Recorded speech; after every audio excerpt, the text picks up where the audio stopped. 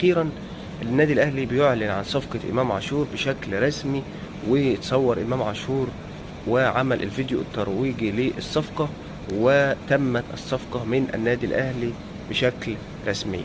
يعني عايز أقول لكم امبارح في قناة نادي الزمالك عويل وتهليل طول حلقة الكابتن خالد الغندور على قناة النادي بيتكلموا عن خيانة إمام عاشور لنادي الزمالك، وإنه كان لاعب مدسوس وبيمثل على نادي الزمالك وبيمثل الحب لجماهير نادي الزمالك.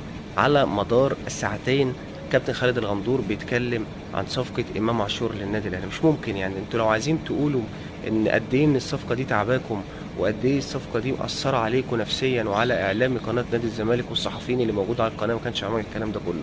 يا راجل ده جماهير نادي الزمالك خلاص بتقول لك لاعب وراح، لاعب وساب النادي بمزاجه، فخلاص الله يسهل له الحال.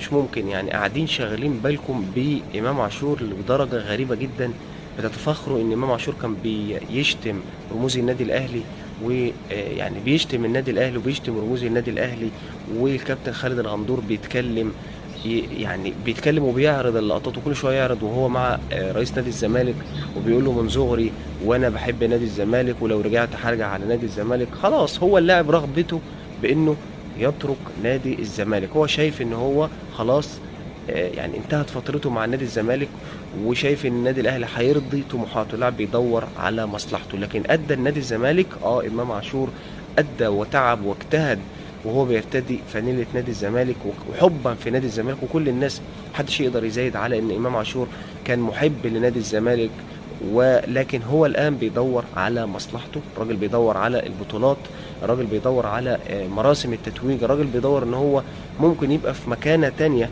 في ظل تواجده مع مجموعة اللاعبين ومع مارسيل كولر حاليا مع النادي الاهلي. لكن الناس في قناه نادي الزمالك مستكترين على امام عاشور ان هو ازاي خرج بالطريقه دي، كان لازم يبقى صريح عن كده، كان لازم يعني ما يمثلش علينا وما يعملش الفيلم ده كله. يعني انا عايز اقول حاجه، يعني معلش امام عاشور كان يروح لرئيس نادي الزمالك المستشار مرتضى منصور يقول له معلش دي اخر سنه ليا ولا اخر سنه ونص ليا مع نادي الزمالك وخلاص كده انا مش هجدد عقدي. ليه يا ابني مش هتجدد عقدك؟